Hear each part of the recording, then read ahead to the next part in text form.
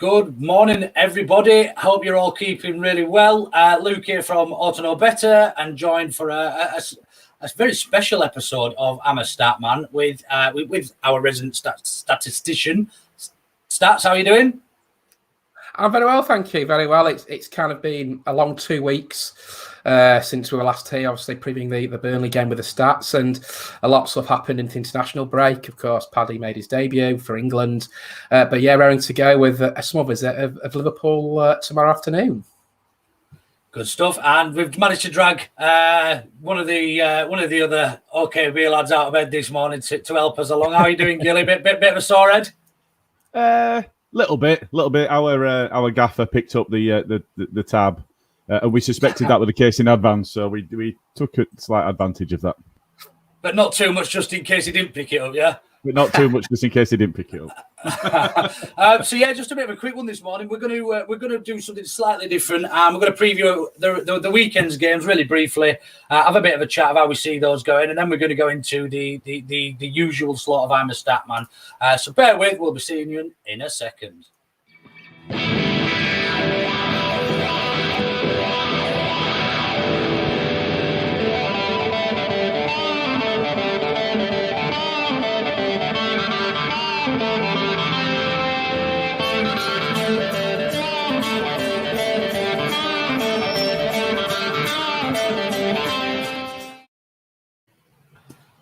Hello and good morning. Not good evening, it's good morning. So as we said, we're gonna have a bit of a preview this morning on just see how it goes. Really, I'm so sure people probably don't want to hear us speaking any longer than we have to, but we'll just give our biased feedback on how we see the games going today, just to give everybody a little bit of an insight of how we think, really, and they can all call us a twat online or whatever. It is a bit early. It is a bit early to use this drop the C-bomb, so if we can refrain from that, it's a family show. But before we do, should we just have a real quick wrap up of the international features? Obviously, Paddy making his debut starts. How did you feel that went? I felt a bit sorry for him, really, because he didn't really get much service, did he? In the game last week against he's probably playing against a perfect opposition, but it's a shame that they got the penalty when Paddy was taken off, because you think if they got the penalty then, buddy, they'd have probably gone on to score. But do you know what? It's really a good confidence booster for him. I've seen a lot of strange comments from other team's fans saying he doesn't deserve this and deserve that. Paddy was the second highest English goal scorer last season behind Harry Kane. So to me, he does deserve an opportunity to get an England cap. And we've got a couple more, I think, international breaks in October and November to come when England will seal qualification for the World Cup in Qatar next year. Obviously, Calvin had another solid 2 games. Obviously, didn't play against Andorra. And yeah, it's really pleasing. And just a stat I did pull off with Tyler Roberts and Dan James playing both for Wales. First time that Leeds United have had 2 players starting for Wales, I think, since 1982. I think it's Carl Harris and Brian Flynn off the top of my head. So a few little stats out there to go along with. But do you know what? It's great to have the recognition, and we kind of saw the under-23s game against Wigan with the side that Mark Jackson picked on, I think, was it Wednesday night, that a lot of the 23s are getting call-ups as well, so it's a great feel-good factor around the club at the moment.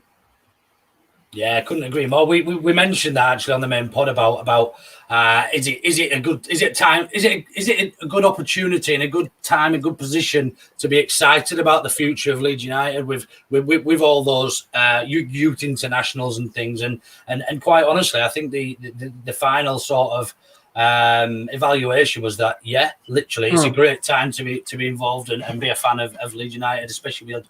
Not just with the first team doing so well, but I know the 23s lost the other day there at Wigan, but just because of the class and the quality we've got coming through, it is a real. I think exciting is probably the only way to best describe it. So anyway, without any further ado, let's move on to this weekend's fixtures. I'm a Statman. So first up, we've got the lunchtime kickoff today. We've got the Eagles, Crystal Palace at home to Spurs. Gilly, how do we see that one going based on the first 3 games of this season? So I'm struggling to really see how Spurs will line up. So Son's a doubt through injury. Lo Celso, Romero, Sanchez are having a quarantine. Bergwijn, Sessegnon, they're unavailable. So they're really impacted actually by the numbers. And Eduard and Olise, I think, are expected to play. So I think from looking at the lineups, I'm really worried because there's that Malfigate on Twitter. I'm really worried they're going to get some out of that game. Yeah, especially with it being a lunchtime kickoff. It's a coupon killer, isn't it? Do you know what I mean? It's got the potential to be a coupon killer, so I wouldn't be backing anybody on that. Anything else? Who do you fancy for that one? It's a weird one, isn't it, with Palace? That they got a great point 2 weeks ago up at West Ham. Obviously, they hadn't scored. They lost. That they got a point that they drew Brentford before that, and then they lost at Chelsea with Vieira. Difficult one really to call. You tend to get kind of sluggish games. That first game after international break, players have gone away, as Gilly sort of says there. That Spurs are missing a lot. I'm going to sit on the fence for this one, and I'm going to go 1-1 draw. 1-1 draw. Gilly, you going to give us a prediction on that one? I would go in draw as well. I think that might peter out. I think that might be a 0-0. Yeah. I mean, I think it's quite sensible with the players Tottenham have got missing, and Palace have obviously made quite a couple of, I wouldn't say big name signings, but the players that they've signed have had real impacts at their previous clubs. So I fancy Palace to get a bit of wind up their arse and get something out of that game. And I think a draw is probably a fair reflection. Right then, next game we've got the team yet to score in the Premier League versus Norwich, who are also 0-0-3. So both teams without a point this season in the Premier League. It's almost got the makings for the worst game in the world, but also could probably be one of the best. You know what I mean? So yeah. In terms of that one, then I mean, you can't look past the quality of Arsenal and see anything but an Arsenal home win stats. Do you know what? We've watched Arsenal this season. They were dreadful up against Brentford in the first game of the season. They got beat quite easily against Chelsea. And then they're down tools once the first goal went in against Man City 2 weeks ago. This is must-win territory now. Look, I know we're only 3 games into a season and we're not getting into desperation stakes just yet. But for Arteta and for the future of the football club, I think they need a win here today. And I think they've probably got the right opposition to play because if they can get a result against Norwich, then you are really asking serious questions of Arteta's managerial abilities. And for me, I think they'll come out on it. I don't think it'll be easy. I think it'll be tight. I think it'll be nervy. I think if Norwich score first, I think you'll get a real depressing atmosphere down at the Emirates. I just fancy that this is Arsenal season kicking into gear here. And I think they'll win this 1-0. Yeah. Gilly, what about yourself? Can you see anything but an Arsenal win here? No. For 2 reasons. Norwich are even worse. And Jacques is not available to Arsenal, so that makes them stronger. So I think you look at the players that they've got coming back. So Ben White had been out through COVID; he's back available for them now. And Nketiah and Partey are there to play as well. So they're expected to play. I think it's a 2-0 Arsenal. But Stats is absolutely right. The amount of pressure that will be on Arteta if they don't get the right result today, and the right result is actually an easy home win. It's not even a draw. An easy home win is what those fans will expect, and rightly so, with the money that they've spent on their side. So I think the sack race will be an interesting watch if they don't get the result that they're looking for today. Do you think he gets sacked after today if they don't win? I think he's on borrowed time. Maybe not after this game, but I think there's only one more defeat that he can carry after that if it's not today. All right, let me ask it a different way. If they get beat today, does he get sacked? Again, I don't think he gets sacked either way today. There's a potential that he gets sacked today if they don't get the win, but he might have one more defeat left in him. I'm not sure. He's close to the end if he doesn't turn it around and turn it around now. Fair. Hook it up. We'll move on then to another game hang in on. London. Give us a score. Come on, Luke. Sorry, mate. Sorry. I can't say. I fancy Arsenal to absolutely thrash them today. I just think, as Stat says, this is their opportunity to kickstart their season. great opposition after the international break, a bit of a reset, playing at home. I just fancy them to go out and absolutely demolish Norwich by three goals. I think maybe 4-1 or something along those lines. I can't see anything. Arsenal have got so much class in that side, and to see them go to waste, it's almost. I mean, I don't want to say I feel sorry for him because I fucking love seeing it. Do you know what I mean? But with the players they've got in that team, they should be beating Norwich by 5 or 6 realistically. But yeah, we'll see what happens. But I'm going to go Arsenal home win by probably around about 3 goals.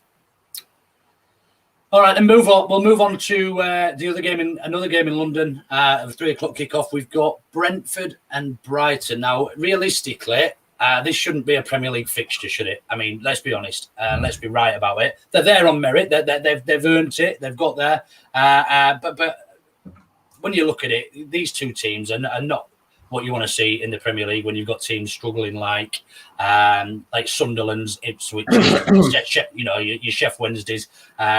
When the Premier League was the Premier League, it was completely different. But here we are. We're going to talk about it anyway. Brentford got off to a great start. Brighton, a real good start as well. How do we see this one going then, Gilly? I think it'll be a tight affair. It's interesting you say it shouldn't be a Premier League fixture. It's the first time it ever has been. They've never met each other in a top flight game, let alone Premier League game before. So yeah, you're absolutely right. I think Brentford, they're a tough team to beat.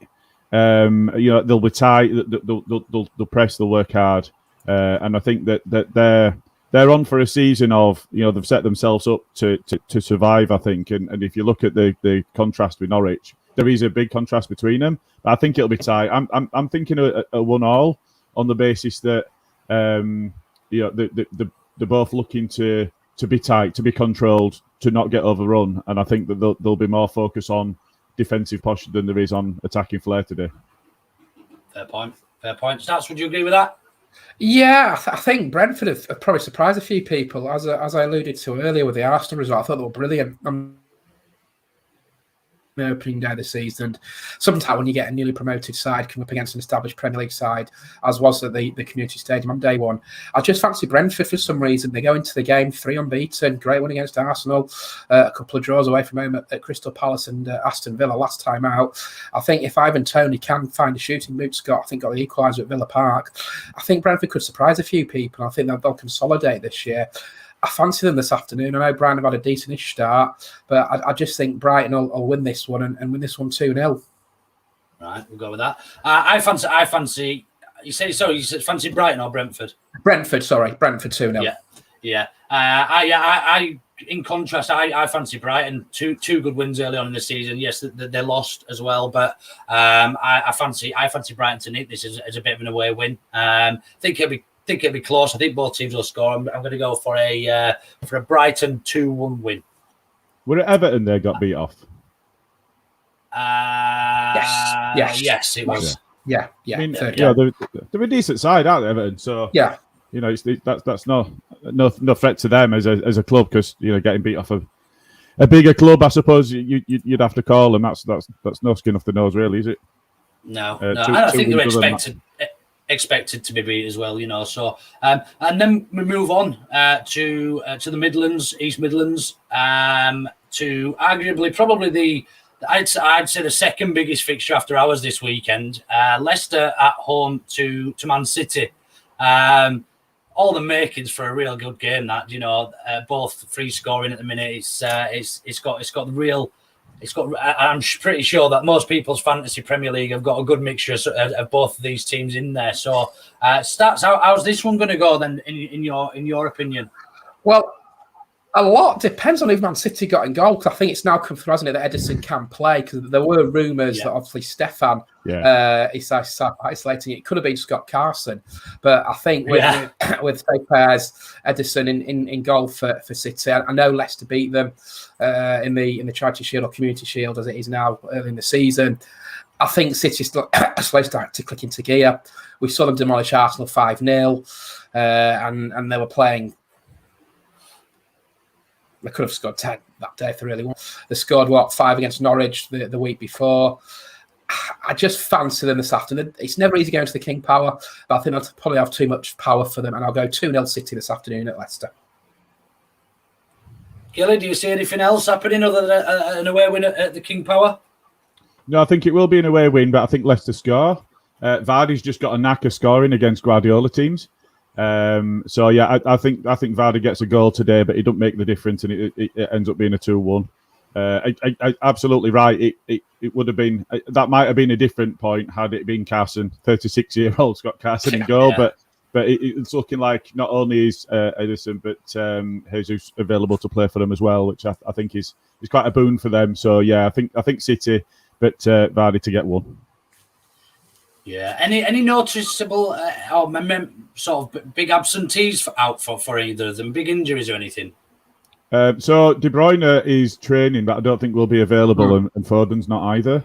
And they're two absolute quality players. Yeah. But and I think Perez is suspended. Right. But Lookman might make his debut today. Interesting. Smashing. Right then, we're going to move on to. Come on, there's a score. Oh God, yeah. Sorry. I'm going to go with an away win as well. I think it'll be tight, and I think you're quite right, Matt. I think Leicester have got enough to score past City as well. So I think City 3-1, probably at Leicester today. But yeah, I think City have just got so much quality and depth, haven't they? You know, they can pretty much play a second string side and probably still challenge the top four. Do you know what I mean? They could pretty much replace every position on the field and still challenge the top four. Yeah.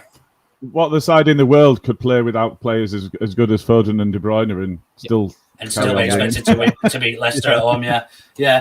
So yeah, I'm going to go through 3-1 City. Right then, on to the game that's. If anyone didn't know, there was a game that was happening today that there's a player playing in it that's making his debut or his second debut. It's impossible. Yeah. It's impossible. You can't even have a second debut. It's not even a real thing. But he's making his 170th or whatever it is appearance for the Scum today.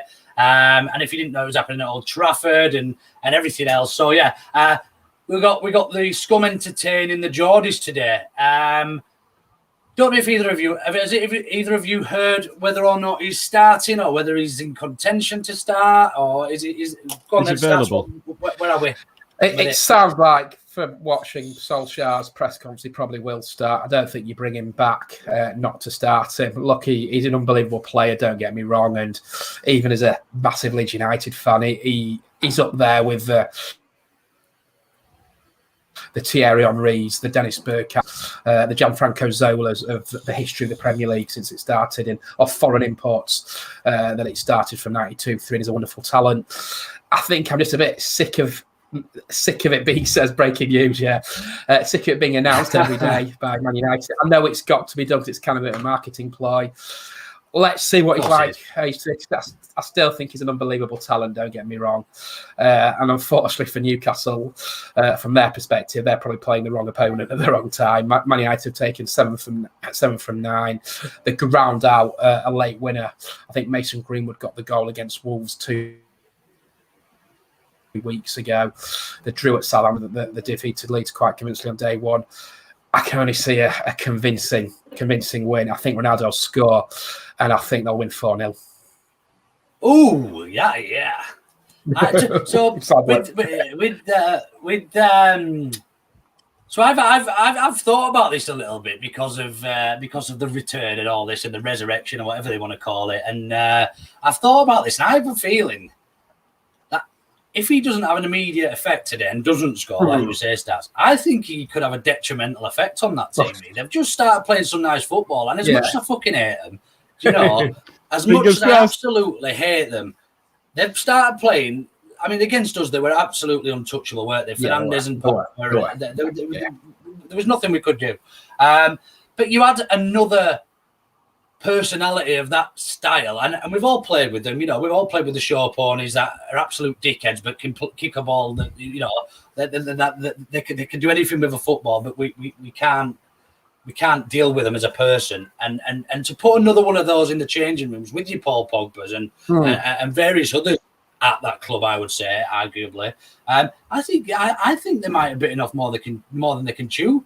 Unless he plays out of his skin today and gets scores or gets a couple and our assists and things. And as a relatively quiet and Newcastle manager, it's just a shame that they're playing Newcastle for their first game. I think if they were playing even a Burnley, somebody who's going to kick them about a bit of a Tarkowski, me or somebody.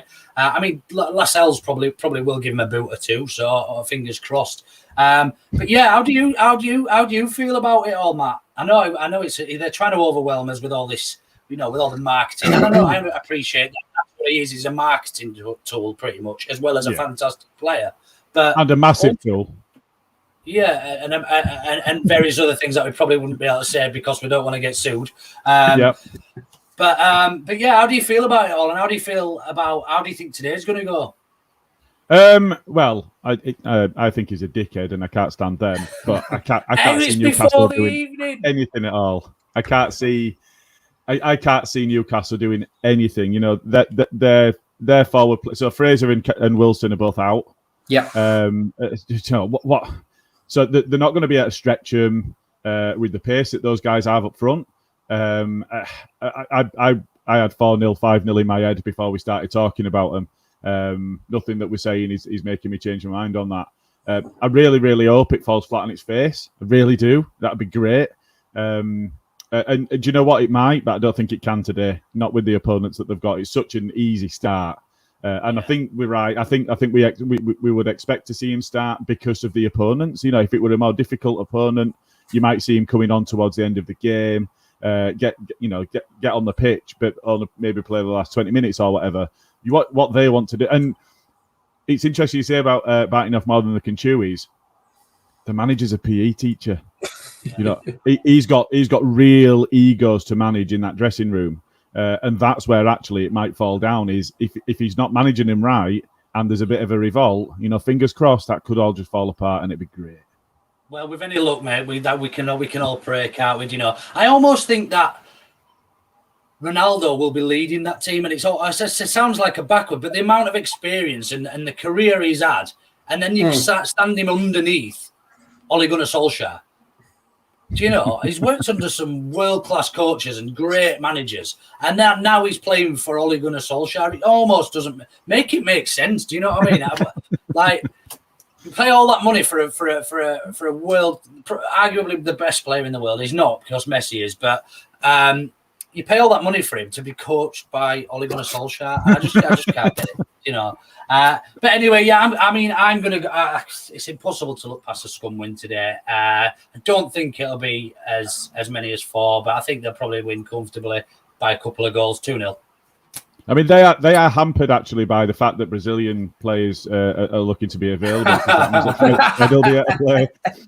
Exactly. Right, let's move on. We'll not spend any more time discussing that scum and the team as well. So we'll move on to Southampton, West Ham. Southampton off to a cracking start, looking really, really tidy. Southampton, not too bad. Nice. I think did they draw with Scum recently? So they've had a couple of draws and a loss, I think. Yeah, I think they've had a couple of draws and a loss. Gilly, thoughts on that game? I think so. Another one that I expect it to be quite tight. I don't think it's a high-scoring game, but I think we're in a place potentially where we're looking at a victory by the odd goal. I don't rate Southampton particularly highly, but it's one of that. For some reason, I just fancy them, and I'm not sure why. I think their performances, I think what they've done on the pitch has probably been a bit more than the results say so far, if that makes sense. I think West Ham are a good side though, but for some reason I'm not sure. For some reason I just fancy Southampton by their goal today. I think it might be a 2-1 win to them. Yeah, Stats, would you agree? Do you fancy Southampton against a strong West Ham side? Got to go the other way. Is Antonio fit, Gilly? Because if he's fit, he's firing on all cylinders. He started the season like a house on fire. He has. when I was having a look through, I think Long is unavailable to Southampton. I can't remember seeing anybody being unavailable to West Ham. So potentially, yes, he'd be there. I just feel David Moyes, unbelievable job in getting West Ham into the Europa League and at the start this week. And they're pushing on. They're really giving some teams some tough games. They should have beaten Crystal Palace. They should have been sat with 9 from 9. I'm going to go away win today. I'm going to go 1-0 West Ham. Declan Rice to score. I just fancy them. They're a tough team to play against. And I know we've got them in a couple of weeks at Ellen Road, and that won't be easy. I think the football that David Moyes has got them playing some really nice stuff on the eye. And on another day, they'll say they would have been sat from 9 from 9. They're on 7 from 9. And I fancy him to go to St Mary's and win. Yeah, I'm gonna side with you as well. Stats. I think they're really well drilled. They look real compact. Got some good attacking threat as well, as you say. Antonio's playing really well. If he's playing today, I'm pretty sure he is. I've just checked my fantasy Premier League, and I'm pretty sure he was green. I'll just double check again in a moment or two. But yeah, it's not got the makings of a classic down at St Mary's, but I think it'll be a tight game. Both sides are relatively tight defensively. I fancy a goal either way, but I'm going to side with Southampton and go for a 1-0 away win. Right then, we're going on to the battle of the W's. And when I was a kid, I used to always get these two teams mixed up. And I don't know why, because I think it was because Watford have got the moose and Wolves have got a wolf, and are both yellowish badgers. And I was a bit of a spacker, but when I don't know. When you're collecting when you're collecting stickers and stuff. Oh, yeah. I can't even remember why. It probably wasn't even a sticker album. I just used to get Watford and Wolves mixed up. I don't have a clue why. I can't even explain it. But yeah, we'll go with me being a bit of a tit when I was younger. So, but yeah, Watford, Wolves have got off to a real shite start, and Wolves have got some absolutely cracking players. How do we see it going then, Stats? Because Watford, I think they're sitting on 3 points, and Wolves on 0 points. Wolves are very unlucky against Man United last time out. I know they lost the first 2 games of the season. I think Bruno Lage has come in. He's trying to take over from Nuno Espirito Santo. He probably overachieved 2 seasons ago. I think they played 60 games in the season. Last season, great. Somehow they did the double over Leeds through 2 fluky goals.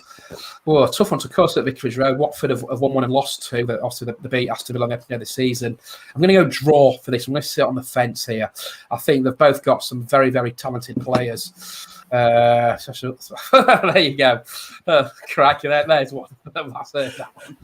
I think both sides are struggling at the start of the season. Obviously, Watford have sold the talisman Troy Deeney to Birmingham. I think he came on against Derby last night. I'll go 1 apiece at Vicarage Road for this one. 1 apiece. If you sit on the fence anymore, you'll get splinters in your ass. Gilly, what about you? Do you see the team being able to sort of overpower, or do you seem relatively balanced in terms of Vicarage down at the Is it Vicarage Road? Is that what they call it? Yeah. I think a lot of it hinges on Jimenez for me. He's a cracking player. He's really good player, and I think a lot of it, when he plays well, they play well. And they really missed him because he was out injured for a good period, wasn't he? And they really missed him. Yeah. Did he break his leg, or was it his ACL or something last year? He was out for about 9 months. He broke his leg. Yeah, I think he broke his leg. Wasn't it concussion against Arsenal with a head challenge? That wasn't I'm sure he came off concussion. Yeah, recently. Yeah, I think it was. Was that this season? Last season, because he went in for a challenge, I think, with an Arsenal player at the Emirates last season, and there were real concerns for him at the time. Thankfully, he's made a full recovery, Raul Jimenez. But yeah, I'm sure he came off badly in that game last year against Arsenal. Is that what kept him out for that long? Yeah. I was sure he'd broken something, but yeah, maybe. I mean, I'm getting older. Memory's not what it was. Hungover and old. It's not a great mixture, is it, for a Saturday morning? But, so I think Watford, I think, are on a consecutive home win streak at the moment. Mr. Consecutive. That's it. Yeah. Oh, there you go. Bren's in with the facts. Fractured His skull. Good shout, stats. Yeah. Once it was. Yeah. So, what they are, they've been tough to beat at home, but I think Wolves. They have, as you said, they've got some quality players in their side, and I think they come good in the end. I think it is a lot of it does rest on Jimenez, but he's such a quality player, he'll come good in the end. So I think Wolves. I think again it'll be a tight one. I think Wolves 2-1. Wolves 2-1, and you're sitting on the fence. Stats. I'm going to sit on the fence as well. I think there's goals in it. I think there's a few more goals. I'm going to go for a score draw. 2-2. I can't separate the sides based on the form this season and who they've played. I know Wolverhampton looked quite good actually against Scum, didn't they? So if it was to lean one way, probably Wolves, but can't lean that way enough with Watford having home advantage. So I'm going to go for a draw 2-2. Right then, to the last game, the evening kickoff from the last game of today, of Saturday. We've got the Chelsea Scum at home to Villa. Now this has got the makings of a real good game as well. Given I say that probably would have been a better game last season before Grealish left, but they seem to have sort of started turn a bit of a corner. They've seemed to have recruited well, but I think Villa have got a couple of players out that are sat in Croatia or something, or they've been to Argentina. I'm not entirely sure. I'm sure Gilly will be able to tell us more. How do you see it going, Gilly? So Martinez and Buendia aren't available because they're following the COVID restriction rules. So I don't like him. Oh, yeah, I'm a Leeds fan, of course. I don't like Chelsea, but Tuchel's done a good job there, and they've got Lukaku back. I think Saul, as we were saying in the warm-up, I think Saul will be available and may well play today. But I think Kante is not going to play, so that'll be Kante being unavailable for any side hurts them. But I think they've got plenty to overcome that. I think quite a high score from Chelsea. I think I was going to say 4-1, maybe not quite that. 3-1 Chelsea. I think it's going to be. I think Villa will work them and they'll make them earn it, but I think they've got enough quality to do that. Yeah, would you agree with that, Stats? Yeah, I think missing Martinez and Wendy are two key players. I know that they've bought well of Aston Villa. I think they bought Leon Bailey in, didn't they? As one signing over the summer. Lost Jack Grealish. Champions this year. I know we're only 3 games into the season. I think they've recruited brilliantly. And I think the signing of Lukaku, it'll be the one that just takes them, to me, just above Manchester City. They've got goals in that team from everywhere of Chelsea. We saw them, they beat Crystal Palace easily on day one. Quite convincing 2-0 victory over Arsenal. And then I thought they got a very good point away at Liverpool with 10 men, 45 minutes. I'm going to go big here. I'm going to go 5-0 Chelsea. I just think they've got too much for Aston Villa. I might be wrong. And that's nothing against Aston Villa. I just think Martin is one of the best goalkeepers in the league for me. And you take him out of the team, you're going to struggle. I just think Chelsea could hit all guns blazing this afternoon or this evening at Stamford Bridge. Yeah, I think that's a bold prediction. I'm not going to lie. Villa haven't probably looked the same team, although they've signed relatively well. I don't think they've looked the same team as they did with Grealish last season. But yeah, I fancy a Chelsea win. They've recruited really well, and bloody Adam. And yeah, I think Lukaku. I mean, he's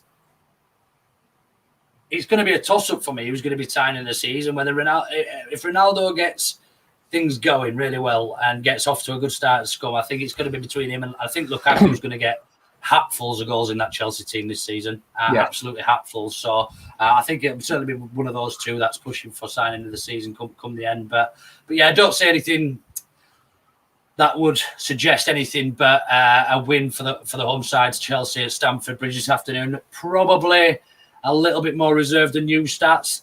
Probably going to... I don't think Villa will score. I'm going to go 3-0 Chelsea. Okie doke. So we're going to skip over the Leeds fixture tomorrow because we are going to cover that in a bit more detail in a moment or two. We're just going to jump to Monday Night Football before we finish this segment. And we've got Everton hosting Burnley. Stats. Two teams we've already played this season. We know a little bit about them both. Yeah. Go on. What's your thoughts on that one? I thought Burnley roughed us up a little bit. We always know what we're going to get when you go to Turf Moor, a real tough encounter. I just think Everton, with the likes of Damari Gray, they got for a snip, didn't they, in the summer, and Richarlison up top. I think Everton will win this one. It doesn't be convincing. I think it'll be a gritty 2-0 victory for the Toffee Men, and I think they've started the season in really good form. I think they've taken, 7 from 9, and I don't think they're going to be pushing the top 4 or the top 6, but I think they'll have a good season under Rafa Benitez this year.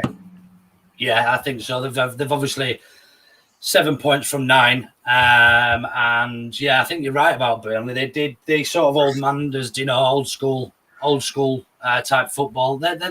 Imagine paying for a season ticket to see that sort of football every week. Though, do you know what I mean? Can you imagine being a Burnley season ticket holder and having to watch that shite week in, week out? But yeah, Gilly, what have you, anything to add to what Stats has mentioned there? Not really. I think it'll be a bit of a shit game, but I think Everton will have too much for him. I think it'll be an awful watch. And when I say that, but when we have played them both, old maniness probably was what Burnley set up to do. And then you look at the amount that Richarlison crawls around on the floor and whinges and cries all game. You imagine him actually getting kicked about, rather than just making it up like he did against us. And the amount of whinging he's going to do. I'm not watching that game. It'll be terrible. Yeah, no, I won't be watching. I don't think either on Monday night. I think I'll wash my hair. But does James Rodriguez know they're playing this week? Good question. Because he was pushing for a move away, wasn't he? Obviously, he was. Yeah. He obviously didn't get that, I assume. I mean, I don't know. I haven't heard. I didn't see anything. He's still playing for the Toffees, isn't he? Yeah, I believe so. I think he was angling. Yeah, he was angling for. I think we spoke about it on one of the podcasts. He was pushing for a move to Atletico. I think it was. Right. He'd be using terms that their fans use and things like that, which is it's never. And then they went and signed DePaul and the other Brazilian lad from Hertha, who we were after. Cunha. Yeah, so they signed them two. Fuck James Rodriguez, who was like 50. But yeah, no, I can't. I can't. I can see a shitty, scrappy, horrible game, but Everton nicking it. 2-1 Everton for me. Right then. So I think that's our preview. Other than the Leeds game for this weekend's fixtures, thanks, gents, for us helping out with that. It is going to be a new feature that we are going to try and get through on a Saturday morning every week, just to give you our biased thoughts as Leeds fans on the weekend's fixtures. If you liked it, let us know. If you thought it was shite, also let us know. We'll tell Gilly to stay in bed instead of waking him up next week. I was just kidding. Right, on to the next part that everybody's probably looking forward to. I'm a Statman. So, as we all know, we welcome Liverpool this weekend to Valley Road tomorrow afternoon, and it's got a real buzz around at the moment, all over Twitter, all in the group chats. Everyone is absolutely buzzing for this one. It's our first.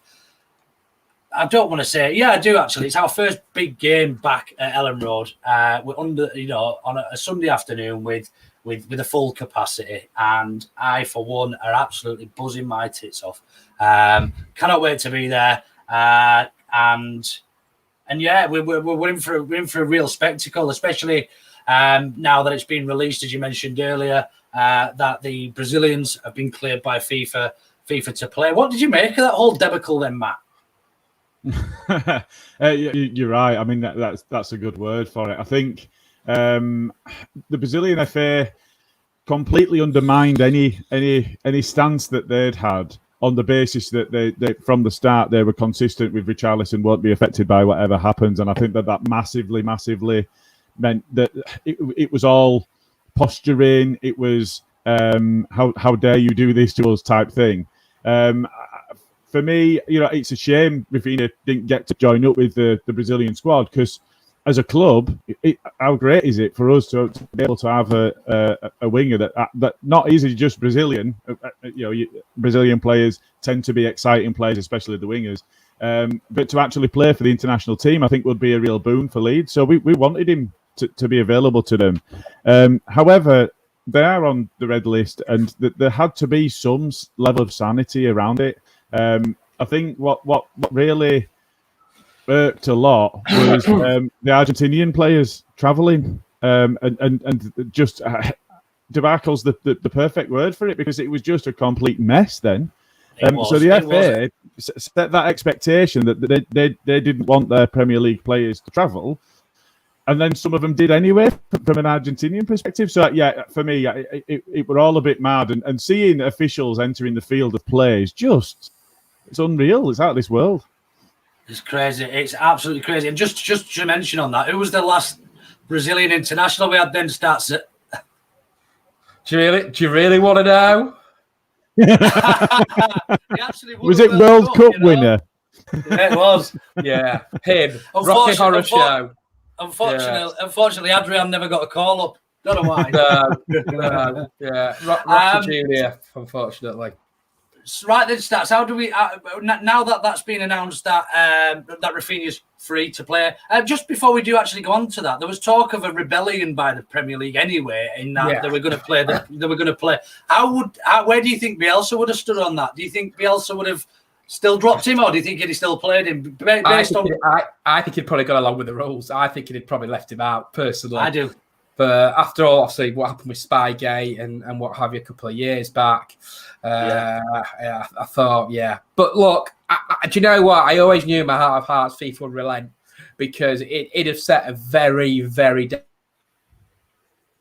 dangerous precedent had we're not Brazilian players to play. Obviously, you say there with Richarlison's situation with Everton and playing in the Olympics and what have you, it already set a precedent as it was. For me, it always looked the case that Rafinha was going to play, and obviously it helps Liverpool as well, because Alisson and Fabinho can play if Firmino's injured tomorrow. So bring it on. It's a game I think everyone's looking forward to, and these are the games now that we're back in the stadiums, and the fans that are all looking forward to. Yeah, it's going to be an absolute buzzing atmosphere from sort of an hour before kickoff right till an hour afterwards. It's going to be a real spectacle. Really looking forward to it.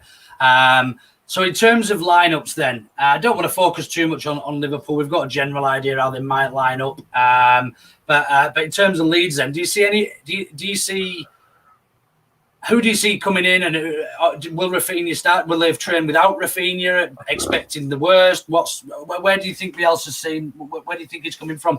Do you think? Let's go from the back to the front. Obviously, we're going to start with Meslier in goal. We're going to play four at the back tomorrow. We both all agreed. Yeah. I can't see any change from the team that started against Burnley. Rodrigo started against Burnley, didn't he? Yeah, it won't be like Rodrigo, I don't think. That might be the only change that Click obviously missed out, and Firpo might come back in.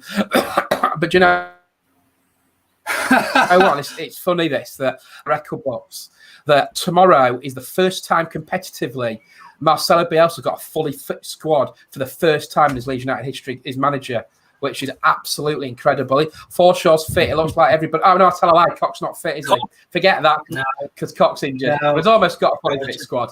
Yeah, I was going to say, but no, it pretty much. I mean, even if Cox was fit, for me, he probably wouldn't be starting, because we've got. He's going to drop Cooper, and Llorente's our best of the others. Do you know what I mean? So. Yeah.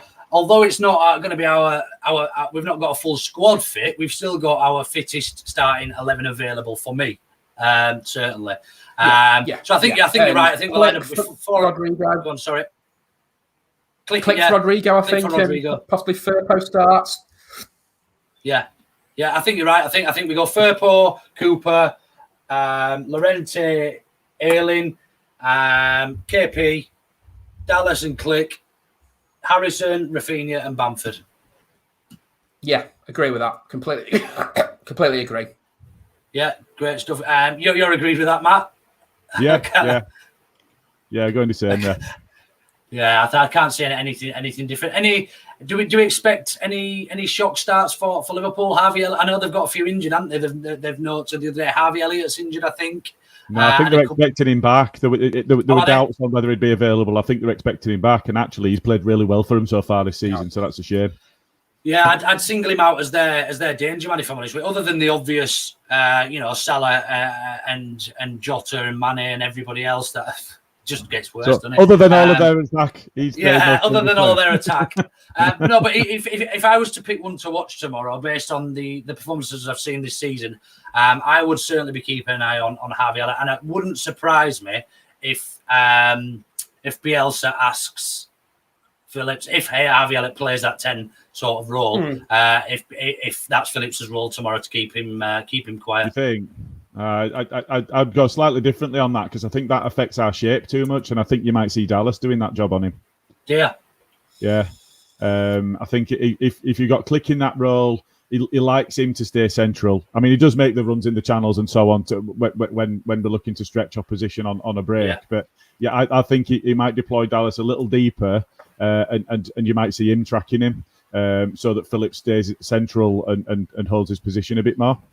A bit more of an anchorman type role, you mean? Just keeping his position and just sort of not moving too much. Interesting. Dan James is available, isn't he? Dan James is available, yeah. I don't expect him to start, but I think we'll see him on the bench. Yeah, me too. I think he'll get some minutes tomorrow, to be honest with you. I think Bielsa will embed some minutes into him. He's Bielsa's boy, isn't he, pretty much? Bielsa's wanted him since day dot. So I'm relatively confident that we'll see him on the pitch at some point tomorrow. Whether that be for the last half an hour or what, I don't know. But it's certainly an exciting option to have to come off the bench when you consider we had Diego Costa, I was going to say, but it's not. It's Helder Costa. I'd have preferred Diego Costa, I think, to be fair. But yeah, no. Look, I think it's a great time to play at home. I think the international break came at a real good time for us because we looked relatively stagnant. We'd not got off to the best of starts, I don't think, this season. So it was almost a quick early reset for us, and I expect us to. I expect us to put in a real show, a real performance tomorrow. I'm really excited for Sunday. For really excited at the prospect. Anything else to add on the lineups then, gents? No, I think all good. One more thing. Do we expect Milner to start, and what sort of reception will he get? No, he's a doubt, isn't he? I don't think he will start. No, I spoke to John Bradley yesterday, who is the Liverpool TV commentator. I know quite well. She used to do Radio Air commentary with us, and he's not expecting. I think Milner will probably be on the bench with Henderson obviously leading the side tomorrow. Right. That's a bonus. That's a bonus for us. That's why we can get at him. Yeah, get at him. No, but I mean, look, he's going to get a good reception, isn't he? No matter what, if he comes on or whatever, he'll get what he's deserved. You look at the reception. You look at the reception that Delph got in the Everton game, and I expect we'll emulate that. Yeah, it'd get a warm reception. Obviously, I hope that they don't get up, but yeah, it'd be nice to see him. Yeah, no, I fully agree. Right then. Let's go on and do it. So Matt and I have already done our prediction to stats, but it looks like it might be your turn. I'm a Statman. So as you know, we have a league that Matt very kindly looks after because he's the only one out of us all who knows how to use a spreadsheet. So Matt keeps tabs on that and adds himself a couple of points on here and there throughout the season. But we've already done our predictions. I think I went for a score draw 2-2, if I remember correctly, Matt. I think you were 3-1 Leeds. 2-1. 2-1 Leeds. How do you see it going then, stats? I think it'll be a hard game. Look, we know what we're going to get when you play Liverpool, and they've got the likes of Mane, Salah, Jota in the team. They've got some world-class players. I think we've learned a lot of lessons from last season. We held them last season. I know it was a different kind of game last year with all the malarkey with the European Super League. I'm going to go for the same result as last season. Again, I'm going to sit on that fence and get more splinters and on my fat ass. I'm going to go one all draw. One all draw on Sunday. One all draw. So we haven't actually had a score prediction out. For those who watch regularly, we do take a fan's view, and a different fan every week puts their score in, and they essentially we just had their scores up. And it looks like we've had a score prediction coming in from Solanum Linne I can't read that. But it's the 3-2 leads from the fans this week. Gilly, if you could note that down for me, please. Yeah, got that. Just in terms of, so I've got quite a few of the scores already, and Stats did actually remember what he'd said to me previously, so that's good. That's the score I had written down. So well done, Stats. And just to highlight one of the other ones, Rex, who is already rock bottom of the prediction league, has gone a 4-0 win for Liverpool. What a scumbag! What a scumbag! And if you want to meet him to beat him up, he'll be in West Riding at 12 o'clock on Sunday. Go on, Stats. Sorry, you were trying to say something there. Sorry. We did lose 4-0 to Liverpool in the 2001-2 season at Ellen Road. Rio Ferdinand own goal, one, I think, for Emil Heskey. No, two for Heskey, one for Owen. So I don't think it'll be the same result tomorrow. They're different side, different eras. No, I'm assuming that wasn't aimed at you, Stats. I think that's aimed towards Rex. I think that's Rex, isn't it? Yeah. But yeah, look, I'm so glad, in a nutshell, that FIFA's seen a bit of sense, and we're all going to actually be able to see the best sides on the pitch. To be fair, the only person it was doing an injustice was the fans, really. Yeah. Do you know what I mean? Both teams would have lost a few players. I'm not sure who that would have benefited more come Sunday. Probably equally, I would have said, because Fabinho and Alisson are real important key players for them. And not me, Aussie White. So he's a bit bigger than me, to be fair. So I'm not going to call him a dickhead live, but he's a dickhead. But yeah, look, I'm really looking forward to it. I'm glad that both teams are going to be allowed to field their finest 11 from the start, which obviously every fan wants to see nowadays. A lot of these. Sorry. Very much so. You want your best players available, don't you?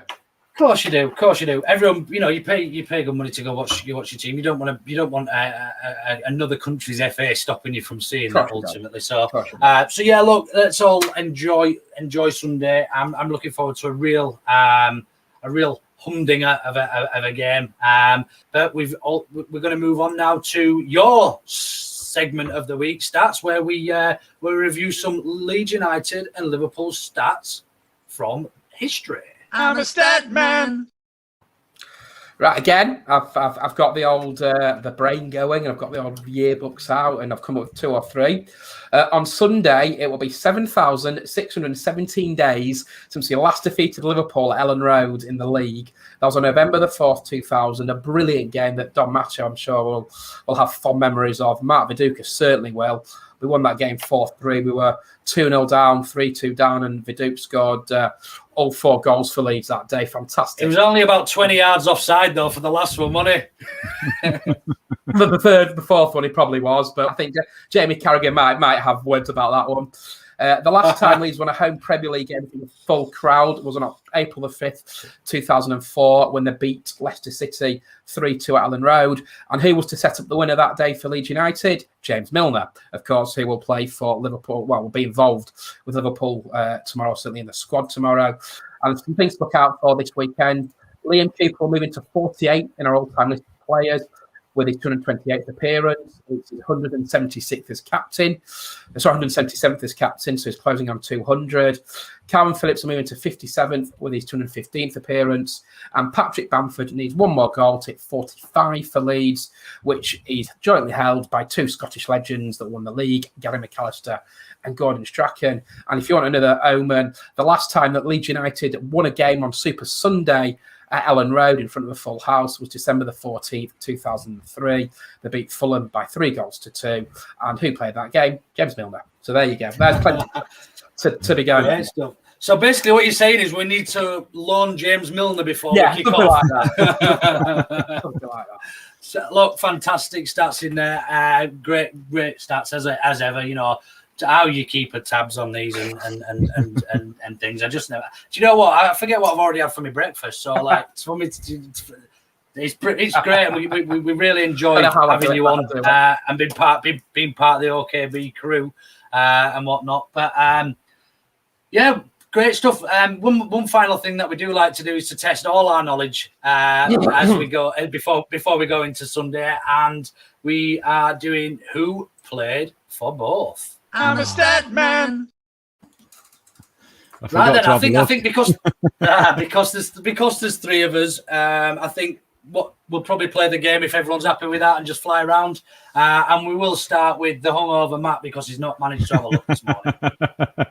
I'm going to start easy and go Fowler. Stats, go on. I'll let you go next. I'm going to go next. I'm going to go for Lee Peltier. Wow. I forgot he played for them. Yeah, I would as well. I'm going to go for the mustache wonder, Ian Rush. We've already mentioned him on the podcast already. Scott Carson. I am going to go for a player that had a loan spell at Leeds United back in 2003-04 and actually played for Liverpool. I think he also had a spell behind bars. Jermaine Pennant. Oof, Jermaine Pennant. I'm going to go for a favourite, for a former favourite of mine, Robbie Keane. Robbie Keane? Yeah. And I'm going to go for somebody who's a favourite of all of ours, with Gary Mack. I am going to go for, I don't think it's been mentioned yet, wonderful story about his family, and thankfully he's made a full career from his illness, Don Matteo. Great shout. Now I'm struggling. Nick Barmby? Yes. Oh, I had him ready. The next one, I'm not going to say his name. You know what I mean, and we'll just move on. Yes, that person that doesn't want to be mentioned. Yes. I am going to go for a player that we actually signed for Liverpool at the start of the 89-90 season, left back, Republic of Ireland, Jim Beglin. Right. Yes. I'm really struggling now. I'm trying to think outside the box. I think we've nailed all the obvious ones. I'm trying to think of any loanees or anything like that we've had, and I'm really towing. Now I'm out. Sorry, guys. Have we said Milner? Yeah. Did we? Yes. Oh, okay. I thought I pulled one out of the bag then. I'm struggling too. No, I think I'm done as well. Well, I'll finish off with Stephen Warnock. Oh, of course, Stephen Warnock. Any more obvious ones that we've missed? That relatively recent. That's probably all I can think of off the top of my head. There's loads. There's loads with Leeds and Liverpool down the years, but I think they're certainly the most obvious ones. Cracking that we've had down the years. Great stuff. Well, if you are going to Ellen Road on Sunday, do stay safe. We hope you enjoy the game. In terms of what's happening on the pod, I think it's Matt and Carl who will be running and hosting a very drunken episode of. No, I'm driving. I'll be a good boy. Well, Carl will be a bit drunk, but he's drinking for breakfast, so it doesn't really make any difference. But yeah, we'll have Baradi and Coke on. I think they're both going to the game, so there might be a little bit of a delay for that one, probably an hour or two after the game, straight after Sunday evening. The next week coming up, we've got main pod Tuesday as per, and we'll also hopefully have an episode of In Off the VAR with our resident referees assessor from the League of Ireland, Jimmy the ref. Other than that, gents, have you got anything else going on? Anything you'd like to mention before we do say goodbye? Just that I'm down at Wolverhampton tomorrow. Big League Cup tie for the women. They've started the season brilliantly. We're top of the league. We've played 4 games, won 3 out of the 4. 4 out of 5. We sit proudly on top of the table. Had a brilliant week. We've won 3 in a week as well. So 12 points from a possible 15. A long way to go. But yeah, very much looking forward to seeing what comes out of tomorrow afternoon down at Molineux. Not Molineux, but the Wolverhampton Wanderers training ground. Smashing. Great stuff. Anything from you, Gilly? No, just really, really looking forward to getting back in Ellen Road and hopefully enjoying a great game. Yeah, great. So do keep an eye on the socials. We've obviously got a great prize to give away this month. We've got Phil Hayes' signed version of his book. It was beautiful. But yeah, just keep an eye on the socials. Thanks ever so much to those of you tuned in, especially you from Australia, Aussie Whites. We do appreciate it. If you've got anything you'd like to ask any of the gang, please do get in touch with our Twitter, and we'll be sure to try and help you out. Cheers, everybody, and enjoy your weekends. See you in a bit.